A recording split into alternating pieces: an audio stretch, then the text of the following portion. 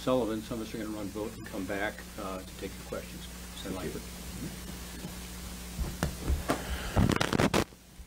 I encourage the nation to pray for the people of Ukraine. It's an incredibly difficult season for them.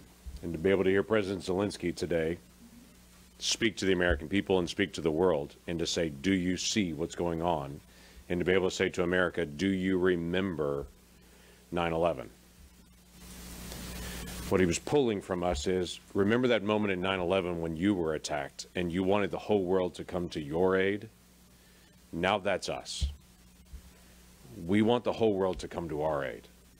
And while we provided anti-tank, anti-aircraft, while we provided them intelligence information, food, water, medical supplies, while we continue to be able to stand alongside of them, they continue to say, do you see what's going on?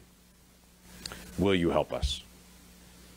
In a real biblical sense, there's a biblical term that says if it's within your power to act and you withhold it. That's really what he was calling out, is to say, you have access to aircraft that we could use. That's what we need to defend ourselves. You have access to S-300 anti-aircraft systems. You have access to those, and you're withholding them. Don't withhold. Don't hold back from doing good when you have the opportunity to do it. You could hear President Zelensky clearly say it towards the end of his message to everyone, is to say to President Biden, don't just be the leader of America, be the leader of the world, be a leader for peace. Provide what is needed to actually provide peace. That's not an unreasonable request from a person who's taken inbound 1,000 missiles in the last 3 weeks.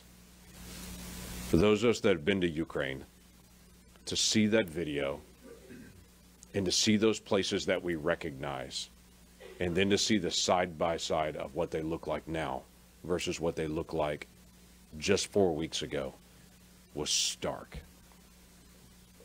So the simple, clear statements from President Zelensky that I would reiterate today that I've repeated to people over and over again. Find a practical way to be able to help. There's a lot of aid organizations out there that would love to have Americans jump in to be able to help them personally.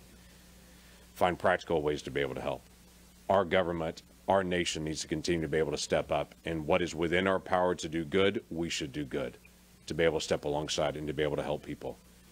President Zelensky was calling on American companies to stop selling products to Russia and to stop buying Russian products, to put additional pressure on them. I think it's a reasonable thing to do. As President Zelensky said, peace is more important than income. And for any American company that's saying they're going to continue to be able to sell luxury products to Russia, they're choosing income over peace.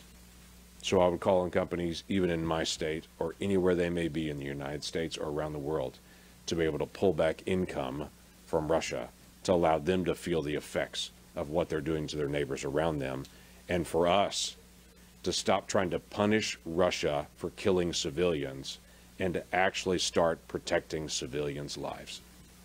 Senator Hill. President